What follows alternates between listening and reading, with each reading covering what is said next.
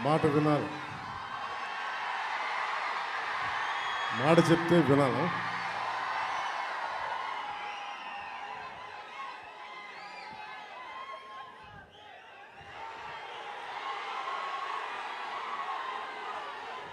ఈ సభకి Harihara Veeramallu pre release ఈవెంట్కి విచ్చేసిన పెద్దలు అందరికీ మా తోటి కూటమి ఎన్డీఏ కూటమి నాయకులందరికీ ముందుగా నా హృదయపూర్వక నమస్కారాలు. గౌరవ mayor, first citizen of Visakhapatnam Shri Peela Srinivasarao గారికి మనస్ఫూర్తిగా నా హృదయపూర్వక నమస్కారాలు. అలాగే వంశీకృష్ణ యాదవ్ గారికి,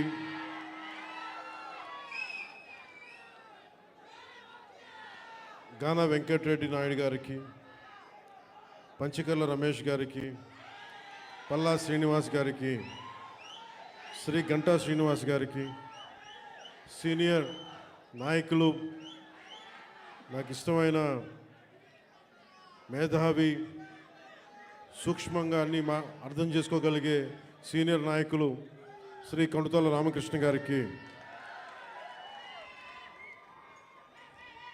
అవసరం వస్తే వీధుల్లోకి చొక్కా మడిచి ముందుకొచ్చే సుందరపు విజయ్ కుమార్కి, వెనకబడ్డ మన ఉత్తరాంధ్రాకి సంబంధించి ఉద్యోగాలు, ఉపాధి అవకాశాలు కల్పించడానికి ముందుకున్న లోకం మాధవ్ గారికి,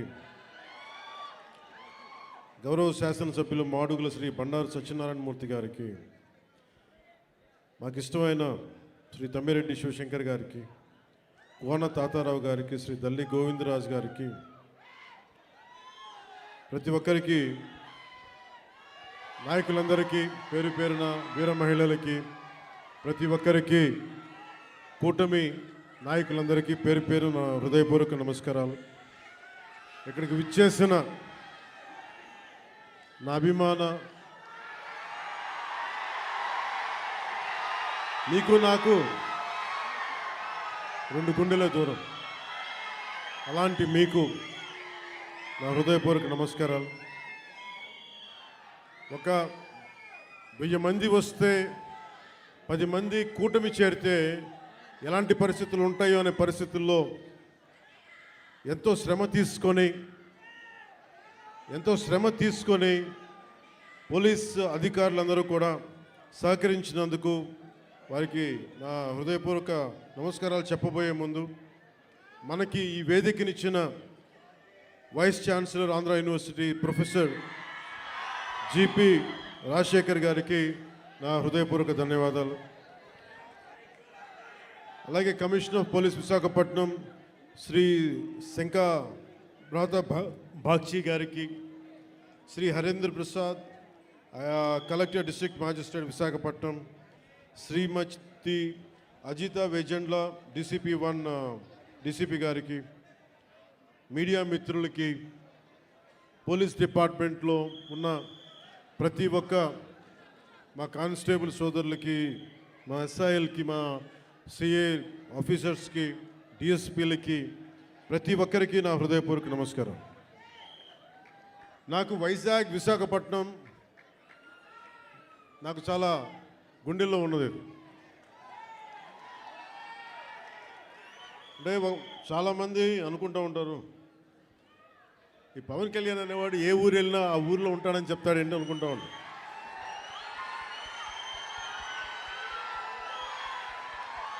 సత్యానంద్ గారు, అంటే నేను ఒక ప్రభుత్వ ఉద్యోగ కొడుకుని కదా, రకరకాల ట్రాన్స్ఫర్లు అవుతూ ఉంటాయి. ఇందాక సత్యానంద్ గారు చెప్పినట్టుగా నాకు విశాఖపట్నం తోటి నాకు పరిచయం ఏంటి అంటే, నాకు ఈరోజుకి గుర్తులేదు, 92లో నన్ను పిలిచారండి. 92 సత్యానంద్ గారు. అంటే నేను ఏమవ్వాలి అనుకునే పరిస్థితుల్లో చిరంజీవి గారు నన్ను, వీడు ఇంట్లో ఉండి పాడైపోతున్నాడు, ఇంట్లోంచి బయటికి వెళ్ళేవాడు కదా. ఒక 16 ఏళ్ళ అమ్మాయిని ఎలా పిలుస్తారు ఇంట్లోంచి బయటికి వెళ్ళకుండా, నన్ను ఇంట్లో పెట్టేసేవాడు. నాకు వెళ్ళాలంటే ఇట్లా ఉండేవాడిని కదా అప్పుడు. అలాంటి నన్ను తీసుకెళ్ళి వీడికి ఏదో ఒకటి ఇంట్లోంచి పడేస్తే తప్ప వీడు ఏదో నేర్చుకోవడం చెప్పి ఆయన పిలిచి నన్ను విశాఖపట్నం పంపించారు. అలాగే విశాఖపట్నంతో నాకు పరిచయం. అలాగే మన ఉత్తరాంధ్ర ఆటపాట బై బై ఏ బంగారు బాయి చెరువు కాడ బోరింగు నభో నభో నబరిగజలు ఎత్తుకొలుసులు ముక్కుపొడకలు నడుము సన్న నాగరాలు ఎవరు కానీ బాగోతో అబో అబో అబో అబో బేడ పరక టిక్కెటి. ఇవన్నీ ఎక్కడి నుంచి వచ్చినాయి నాకు అంటే, ఎదుగో ఆయన పుణ్యం. ఉత్తరాంధ్ర ఆట పాట నా గుండెల్లో నా అణువున నింపేశారు. అలాగే అంటే అలాంటి విశాఖపట్నం సినిమాలకే కాదు, ఇదే నోవాటెల్లో ఒక 2 సంవత్సరాల క్రితం నలిపేస్తే నువ్వు బయటికి రాకూడదు కారులో నుంచి కూడా అని అప్పుడున్న పోలీసు ఉన్నతాధికారులు నలిపేస్తే, నోవాటెల్లో ఉంటే భయభ్రాంతుల్ని చేస్తే, హోటల్ రూముల్ని బూట్లతోటి కొడితే, అరెస్ట్ చేయాలని ప్రయత్నం చేస్తే, విశాఖపట్నం మొత్తం వచ్చి మన నోవాటెల్ ముందుకు వచ్చింది. అంత బలమైన మెమరీ కూడా ఇచ్చింది, జ్ఞాపకం. అందుకే నాకు విశాఖపట్నం, నేను అందుకని ప్రత్యేకించి విశాఖపట్నంలో ఈ ఫంక్షన్ పెట్టాలని నిర్ణయించుకున్నాను. అలాగే మాట వినాలాగండి. అలాగే మీకు తెలుసు, మనకి వకీల్ సాబ్ కానీ మిగతా ఏ హీరోస్ అయినా ఈరోజు ఉప ముఖ్యమంత్రిగా అంటే కూడా మీతోటి పవన్ కళ్యాణ్ అని మీకు ఇష్టమైన హీరోగానే మాట్లాడతాను ఈరోజు. అంటే అందరి హీరోల సినిమాలకి డబ్బులు 150 రూపాయలు 200 ఇస్తే, పవన్ స్పెషల్ ఏంటంటే 10 రూపాయలు 15 రూపాయలు టికెట్ గత ప్రభుత్వంలో. అలాంటి పరిస్థితుల్లో కూడా భీమ్లా నాయక్ని ఘన విజయం చేసిన మీ అందరికీ ఈ రోజున సభాముఖంగా మీ అందరికీ ధన్యవాదాలు తెలియజేస్తున్నాను. యావత్తు తెలుగు ప్రజానీకానికి, ఆంధ్ర ప్రజానీకానికి, రాష్ట్రానికి. ఇలాంటి పరిస్థితుల్లో గౌరవ ముఖ్యమంత్రి శ్రీ నారా చంద్రబాబు నాయుడు గారి నాయకత్వంలో కూటమి ప్రభుత్వం ఏర్పాటు చేసిన తర్వాత సినిమాటోగ్రఫీ శాఖ జనసేన తీసుకున్నప్పటికీ కూడా ఇది మన ఇబ్బందిగా, అంటే మనం తీసుకోకూడదు అని చెప్పేసి ప్రత్యేకించి నేను గౌరవ ముఖ్యమంత్రి గారి ఆఫీస్కి పంపించాను. ఈ సినిమా టికెట్ రేట్ అందరికీ ఇచ్చినట్టుగానే ఇస్తే బాగుంటుంది, నిర్మాతలు నాకు చెప్పినప్పుడు నాకు సంబంధం లేదు, ఇది మీరు గౌరవ ముఖ్యమంత్రి శ్రీ చంద్రబాబు నాయుడు గారి టేబుల్ మీద పెట్టండి, ఆయన ఇస్తే తీసుకోండి, ఆయన ఎన్ని రూపాయలు ఇస్తే అని తీసుకోండి, అంతకుమించి నేను ఒక మాట కూడా చెప్పనని చెప్పాను. సో అలాంటి పరిస్థితుల్లో గౌరవ ముఖ్యమంత్రి గారు ఈ సినిమాకి కావాల్సిన నాకేం ప్రత్యేకంగా ఏం చేయలేదు, కానీ అందరి హీరోలకి ఎలా చేశారో చేసినందుకు ప్రత్యేకంగా వారి మనస్ఫూర్తిగా మనందరి తరపున, మన అభిమానులందరి తరపున వారికి ఒక్కసారి బలమైన కరతాళ ధ్వనులతోటి కృతజ్ఞతలు తెలియజేద్దాం. ఇందాకే వస్తూ ఉంటే మన యువ నాయకుడు, యువగళం ప్రతినిధి, 100 కిలోమీటర్లు ప్రయాణించిన నాయకుడు, తెలుగుదేశం యువ సారథి శ్రీ నారా లోకేష్ గారు ట్వీట్ చేసి పవనన్న సినిమాలు బాగుండాలి, ఘన విజయం సాధించాలి అని మనస్ఫూర్తిగా ట్వీట్ చేసినందుకు వారికి నా ప్రత్యేక ధన్యవాదాలు, కృతజ్ఞతలు తెలియజేసుకుంటున్నాను.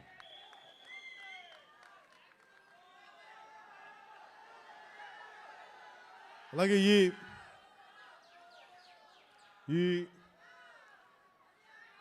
ఈ ప్రమోషన్ ముఖ్యంగా ఒక నెల రోజులుగా ఇంటర్వ్యూల మీద ఇంటర్వ్యూస్ ఇస్తా, అంటే ప్రతి దానికి సినిమాకి ఒక ఆకర్షణతోటి ముందుండి సినిమాని ప్రమోట్ చేసిన శ్రీ మిస్ నిధి అగర్వాల్ గారికి మనస్ఫూర్తిగా నా కృతజ్ఞతలు తెలియజేస్తాను.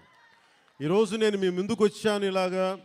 నిన్న అన్ని ఏకదాటిగా పొద్దున్నుంచి రాత్రి 12 దాకా ఇంటర్వ్యూస్ ఇచ్చాను అంటే, అలాగే ఈరోజు మీ ముందు నిలబడ్డాను అంటే ఆవిడ చేసిన పనికి నాకే సిగ్గొచ్చి మన సినిమాని మనం ప్రమోట్ చేసుకోకపోతే ఎట్లా.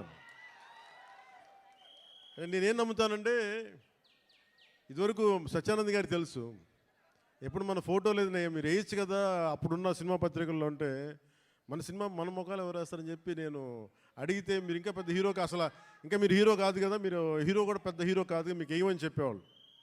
నాకు అది అలవాటు అయిపోయింది. పబ్లిసిటీ లేకుండా సినిమాలు అవ్వటం, మీ గుండెల్లో మీరు పెట్టుకొని గెలిపించారని విజయం ఇచ్చారు తప్ప నాకు ఎప్పుడు మీడియాతోటి మాట్లాడాలని కానీ నేను కోరుకున్నప్పుడేమో జరగలేదు. తర్వాత నాకు అలవాటు అయిపోయింది మీడియా లేకుండా సినిమాలు విజయం సాధించడం.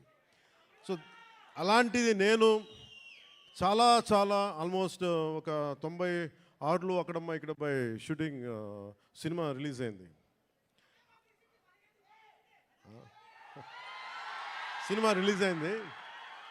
ఆ రోజు నుంచి ఈ రోజు దాకా ఎప్పుడు నేను చాలా ఏదో ఒక ఆడియో ఫంక్షన్ చేయటం. ఎందుకంటే నాకు సినిమాని మీరు చూడండి అని చెప్పడం నాకు చాలా సిగ్గుగా ఉంటుంది, ఇబ్బందిగా ఉంటుంది. అలాగే మిమ్మల్ని ఓటు వేయండి అని అడగడానికి ఎంత ఇబ్బంది పడుతాను, అలాగే నా సినిమా చూడడానికి చెప్పడానికి కూడా చాలా ఇబ్బంది.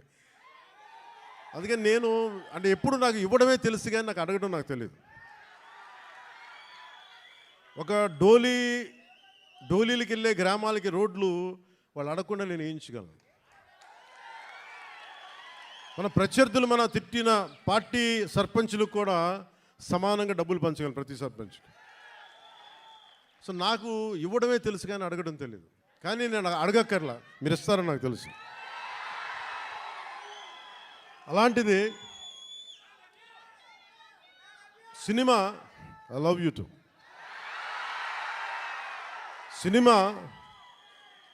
సినిమా ఎంత బలమైందంటే, అంటే నేను మీతోటి ఎందుకు పంచుకుంటున్నానంటే, ఇది సార్ మీరంతా కాళ్ళు నింపలేసి కొంచెం ఎక్కువసేపు మాట్లాడతాను మా వాళ్ళతో.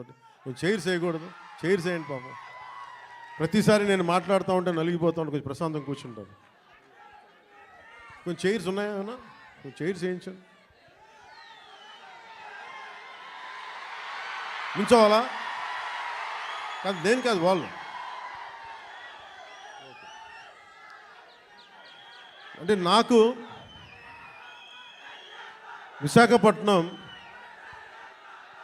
సత్యానంద్ గారు నన్ను ఇక్కడికి తీసుకొచ్చినప్పుడు నాకు యాక్టింగ్ అంటే తెలియదు, యాక్టింగ్ ఓనామాలు తెలియదు. మీరు అలసిపోయిన తర్వాత మాట్లాడతాం, మీరు అరౌండ్ ఎంతసేపు అరుస్తాం. ఈ అరుపులు, ఈ ఉత్సాహం రేపు సినిమాలకు ఉంచుకోండి, మొత్తం అలసిపోతాం.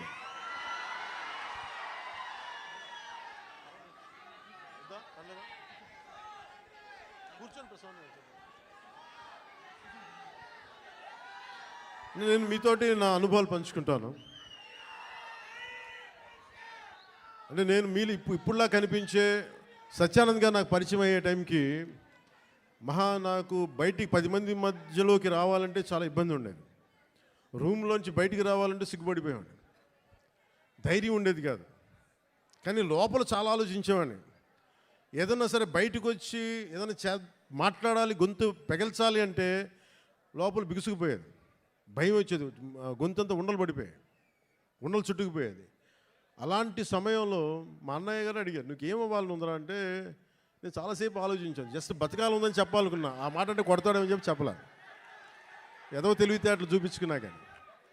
కానీ నాకు లోపల ఏముండిందంటే, నాకు ఏ కోరికలు లేవు. నాకు చిన్నప్పటి నుంచి నాకు పెద్ద ఏం కోరికలు లేవు.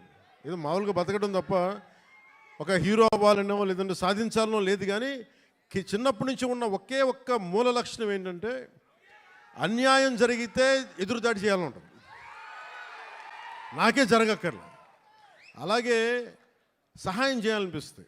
ఈ 2 లక్షణాలు తప్ప సినిమాలు చేద్దామని కానీ డబ్బులు సంపాదించాలని కానీ నాకు ఆలోచన లేదు. అలాంటి నాకు చదివేవాడిని.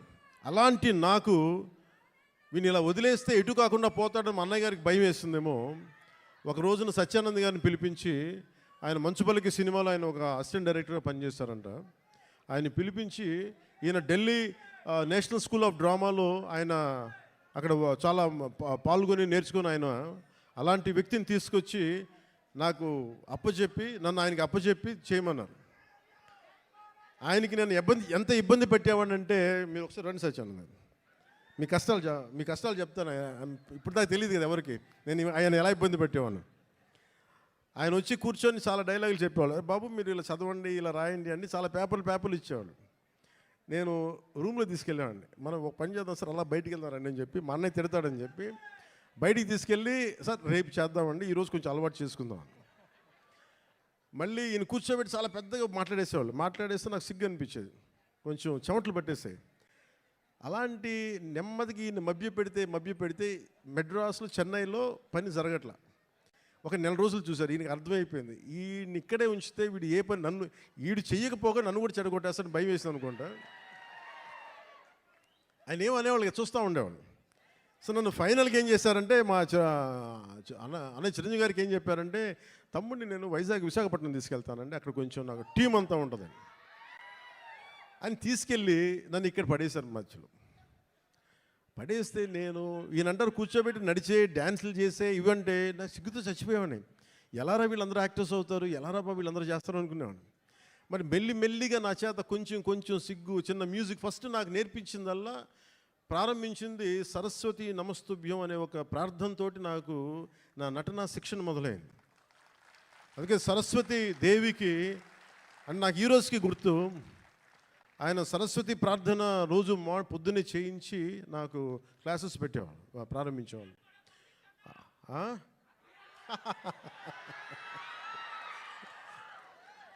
అలాగే ఆయన అలా స్టార్ట్ చేసి నాకు ముందు ఆటపాట చెప్పారు, మన ఉత్తరాంధ్ర ఆటపాట. అవి నాకు చాలా ఇంట్రెస్ట్ వచ్చింది. మెల్లిగా ఆయన్ని చిన్న ఏమంటుందో పాముని ఏమంటుందని ఒక వైల్డ్ యానిమల్ని ట్రైన్ చేస్తారు చూసారా, అలా కొద్దిగా ట్రైన్ చేసి ఒక 2 అక్కడ దాకా తీసుకొచ్చాను నన్ను. అంటే నోట్లో నుంచి ఒక వాక్యం, అమ్మ ఇట్రా నాన్న నేను బయటికి వెళ్తున్నాను చెప్పడానికి కూడా నేను తటపాయించే నా వ్యక్తిత్వానికి ఒక 1.5 hour ఒక స్ట్రీట్ ప్లే చేయించిన అంత బై ద ఎండ్ ఆఫ్ 2 నెలల్లో.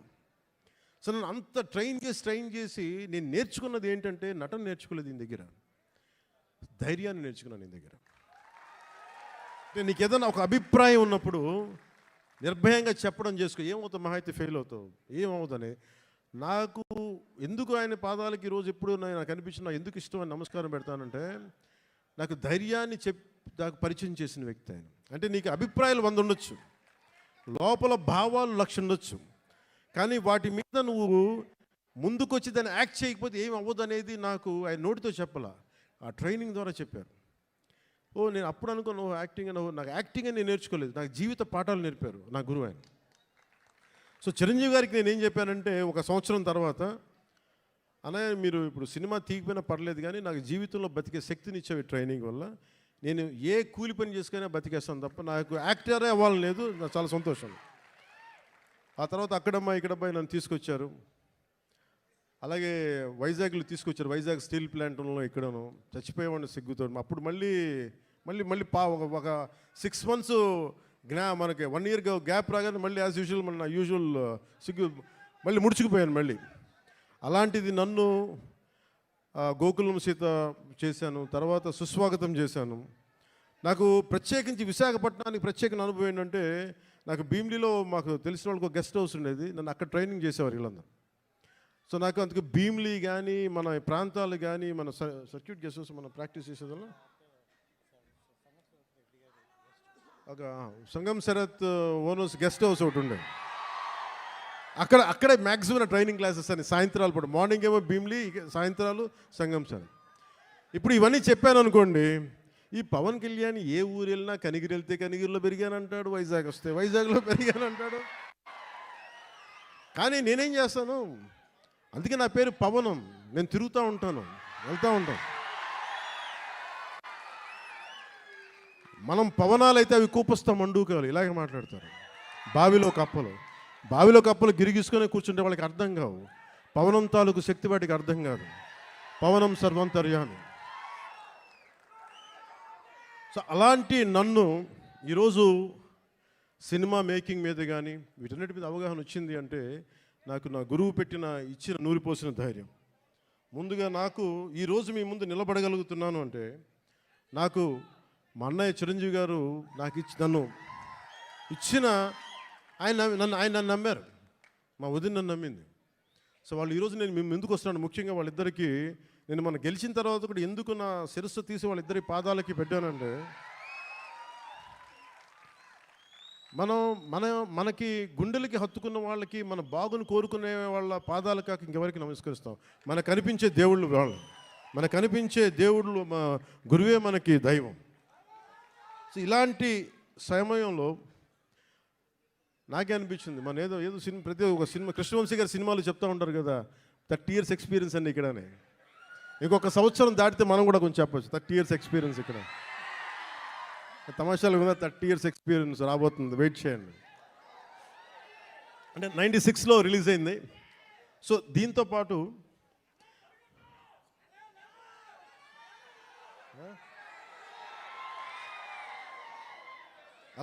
అలాంటి నాకు యాక్టింగే కష్టం అనుకుంటే మళ్ళీ నా అవసరాలు అంటే నేను బాగా చదివేవాడిని, అంటే అందరిలాగా కాలేజీకి వెళ్ళలేదు, కానీ చాలా విపరీతమైన పుస్తక పఠనం ఉండేది. దాని ద్వారా నాకు ఏమనిపించిందంటే మేధోశక్తి చాలా అవసరం. కానీ నాకు ఫిల్మ్ మేకింగ్ మీద, సినిమా క్రాఫ్ట్మెన్షిప్ మీద ఇవన్నీ నాకు ఇంట్రెస్ట్ వచ్చి స్క్రీన్ ప్లే రైటింగ్ కావచ్చు, స్టోరీ రైటింగ్ కావచ్చు, లేదంటే డైరెక్షన్ కావచ్చు, టెక్నికల్ ఆస్పెక్ట్స్ కావచ్చు, ముందు ఇవి అలవాటైనాయి, తర్వాత యాక్టింగ్. అందుకని మీరు చూస్తే నా యాక్టింగ్ కూడా చాలా మంచి నటుల్లాగా క్యారెక్టర్ మారిపోను. మ్యాక్సిమం నేనేం కోరుకుంటానంటే నేను రియల్ లైఫ్లో ఏం చేయగలనో దానికి దగ్గరగా ఎత్తుక్కుంటాను. అన్నీ చేయలేకపోవచ్చు కానీ కొంతవరకు మ్యాక్సిమం నేను నిజ జీవితంలో ఏం చేయగలిగానో అవి చేస్తాను. అలాగా ఈ సినిమాకి సంబంధించి బిగ్గెస్ట్ నాకు బ్లాక్ బస్టర్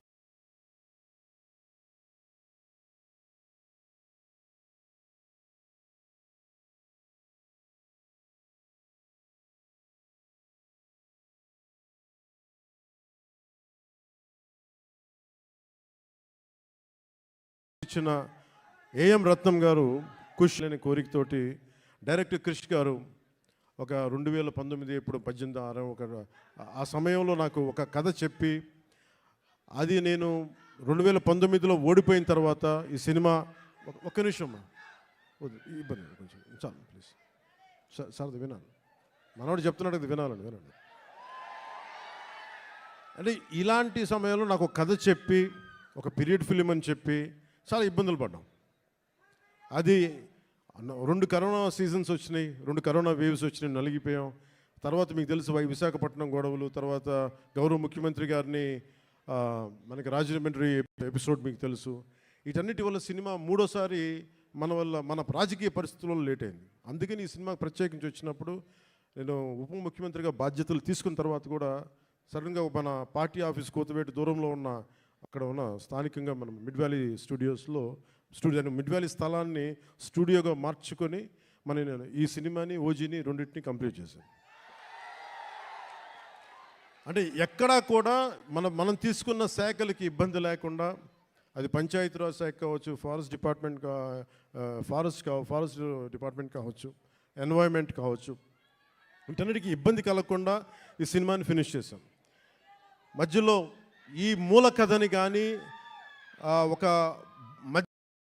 ఒక బలమైన శాతం, అంటే దాదాపు ఒక 30%, 40%, దాదాపు 30% ఆ సినిమాని కృషి డైరెక్ట్ చేసినట్టున్నారు. ఆయన మొదలుపెట్టిన ఈ కథని చాలా మధ్యలో ఆయన కొన్ని వ్యక్తిగత కారణాలు కావచ్చు, మిగతా ఇతరత్ర కారణాల వల్ల ఆయన ప్రాజెక్ట్ నుంచి పక్కకి వెళ్ళిపోయినప్పటికీ కూడా ఆయన ఎప్పుడు ఈ ప్రాజెక్ట్ ముందుకెళ్ళాలని కోరుకున్న ఒక మంచి దర్శకులు ఆయన. కృషి గారికి మీ అందరూ మనస్ఫూర్తిగా ఈ రోజున మనం ఇక్కడ ఉన్నామంటే దీని మూల కారకుడు ఆయనకి మనస్ఫూర్తిగా మనం ధన్యవాదాలు తెలియజేయాలి. ఈ సినిమాని ఎవరితో ముందుకు వెళ్ళాలనుకున్నప్పుడు రత్నం గారు మన జ్యోతి గారిని తీసుకొచ్చారు. జ్యోతి కృష్ణ గారు వారి అబ్బాయి ఏఎం రత్నం గారు ఫిల్మ్ మేకింగ్స్ నేర్చుకొని వచ్చిన వ్యక్తి, డైరెక్టర్ కూడా ఆయన ఈ సినిమాని ఇంత తక్కువ కాలంలో ఎఫెక్టివ్గా చేయగలిగారంటే ఇది ఆయన సత్తా. తర్వాత కృష్ణ గారు రాసిన ఒరిజినల్ స్క్రీన్ ప్లేకి ఆయన మార్పులు చేర్పులు అన్నీ పట్టుకొచ్చి చాలా పగడ్బందీకి ఈ రోజున 2 గంటల 34 నిమిషాలు అనుకుంటాను. అపార్ట్ ఫ్రమ్ మిగతా అన్ని టైటిల్స్ పక్కన పెడితే చేయగలిగారంటే దానికి జ్యోతికృష్ణ గారు తీసుకున్న విపరీతమైన శ్రమ. ఆయన మనస్ఫూర్తిగా నా ధన్యవాదాలు తెలుపుకున్నాను. ఎందుకంటే నేను ఎందుకు మేము సినిమాల్లో ఏం చేసాము అని చెప్పడానికంటే కూడా రేపు పొద్దున మీరు చూసి ఇంకొక ప్రీమియర్ షోస్ కూడా పడిపోతాయి కాబట్టి మీరు చూసి మీరు నాకు తెలియజేయండి. ఎందుకంటే నాకు ఎప్పుడు కూడా మన సినిమా బ్లాక్ బస్టర్ అయిపోద్ది, మన సినిమాలు రికార్డులు బద్దలు కొట్టేస్తాయి, మన సినిమా ఆ సీన్ అద్భుతంగా ఉంటుంది నాకు చెప్పడానికి ఏంటంటే కొంచెం ఇబ్బంది ఉంటుంది. ఎందుకంటే నేను ఏ సినిమాలు కూడా ఎంత రికార్డులు చేస్తే నేను ఎప్పుడూ తెలియదు. నేను సరస్వతి దేవిని ప్రార్థిస్తాను, కృష్ణుడిని నమ్ముతాను. కర్మ చేయి, ఫలితం భగవంతుడికి వదిలేయాలి. అలాగే ఈరోజు మేము ఇంత చేసాం, మనం ఇంత చేసాం, వదిలేస్తున్నాం. ఆ ఫలితం భగవంతుడు సత్ఫలితం ఇవ్వాలని మనస్ఫూర్తిగా నేను కోరుకుంటూ ఈరోజు అంటే సినిమా మేకింగ్ నాకేంటి, సినిమా చాలా ప్యాషనేట్ నాకు. అలాగే నాకు ఈరోజు నేను ఒక టెరానికల్ అంటే ఒక నియంత్రణ పోకడలతో ఉన్న ఒక ప్రభుత్వాన్ని ఎదుర్కోగలిగామంటే ఆ శక్తి సంపద మీరిచ్చింది, నాకు సినిమానిచ్చింది. సో ముందుగా మీ అందరికీ నా ధన్యవాదాలు తెలుపుకుంటూ, అలాగే ఎగ్జిక్యూటివ్ ప్రొడ్యూసర్ దయాకర్ రావు గారికి, జ్యోతికృష్ణ గారికి, మన డానిష్ గారికి, Jammu and hails from Jammu and Kashmir and right your from Jammu and Kashmir, right from Kashmir, your from Kashmir. ఆయన అంటే భారతదేశం అంటే నేను చెప్పాను అంటే ఎంత ఇంట్రెస్టింగ్ ఉంటుందంటే film making. Nidhi Agarwal is from northern part of the India, he is from Kashmir. మేమేమో ఇక్కడి నుంచి వస్తాం. అలా ఒక్కొక్క యాక్టర్ని తీసుకుని కొంతమంది విదేశాల నుంచి వచ్చారు. అంటే ఫిల్మ్